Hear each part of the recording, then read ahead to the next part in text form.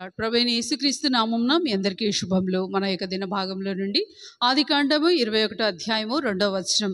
దేవుడు అబ్రహాంతో చెప్పిన నిర్ణయ కాలంలో శారా గర్భవతి అయి అతని ముసలితనమందు అతనికి కుమారుని కనెను. నిర్ణయ కాలం అంటే దేవుని సమయం. ఆ సమయం వరకు దేవుడు మన కొరకు వేచి ఉంటాడు. మరి ముఖ్యంగా మనం కూడా ఆయన కొరకు వేచి ఉండాలని దేవుని యొక్క ఆశ. ఎప్పుడైతే అసాధ్యమైంది అని మానవుడికి కనబడతా ఉంటుందో అది దేవుడికి ఎంతో సునాయాసంగా, ఎంతో అల్పంగా దేవుడు చేయగలడు.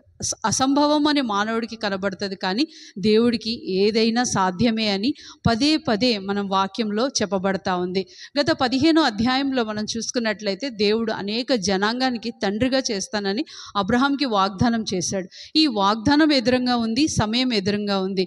కానీ అబ్రహాము తన యొక్క సొంత పొరపాట్లను బట్టి, సొంత నిర్ణయాలను బట్టి కొంత సైడ్ ట్రాక్ అయిపోతా వచ్చాడు. సైడ్ ట్రాక్ అయిపోయి వేరే దిక్కు నుంచి వారసుడు వస్తాడేమో అని ఆశపడ్డాడు. కానీ దేవుడు దాన్ని కొట్టివేసి శారా గర్భమందు పుట్టినవాడే ఆ వారసుడు అవుతాడని దేవుడు చెప్పినప్పుడు మరల అబ్రహాము కేవలం ఓపికతో వేచి ఉండడం తప్ప ఆయన ముందు ఏం లేదు. ఆయన వయసు అయిపోతుంది, కుమారుడు లేడు. గొప్ప జనాంగానికి దేవుడు తండ్రి ఎలాగ చేస్తాడని అనుమానము, అనేకమైన భయాలు తన ఎదురుగా ఉన్నాయి. కానీ దేవుడు నమ్మకమైన వాడు. ఆయన వాగ్దానం చేశాడంటే తప్పనిసరిగా చేస్తాడు. కొంత ఆలస్యం అయినప్పటికీ, ఆలస్యం అని మన దృష్టికి అనిపిస్తుంది, ఆలస్యం అని దేవుడు చెయ్యట్లేదని అది మన వంతు అనిపిస్తూ ఉంటుంది. మనం చెయ్యాలనేమో అని మనం అనవసరంగా పరిగెత్తుతూ ఉంటాం.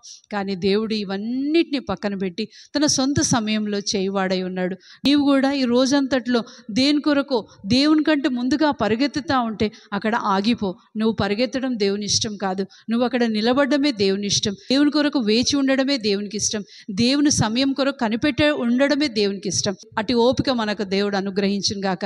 రండి ప్రార్థన చేసుకు. ప్రియమైన తండ్రి, యేసు ప్రభు ఘనమైన నామంలో నీ పాసనీల్లో చేరి దేవా, నీ యొక్క నిర్ణయ కాలంను బట్టి మిమ్మల్ని స్తుతిస్తున్నాం. నీ యొక్క సమయం కొరకు కనిపెట్టుటకు మాకు సహాయం దయచేయమని ప్రార్థిస్తూ యేసుక్రీస్తు పరిశుద్ధమైన నామంలో ప్రార్థిస్తున్నాం తండ్రి, ఆమేన్.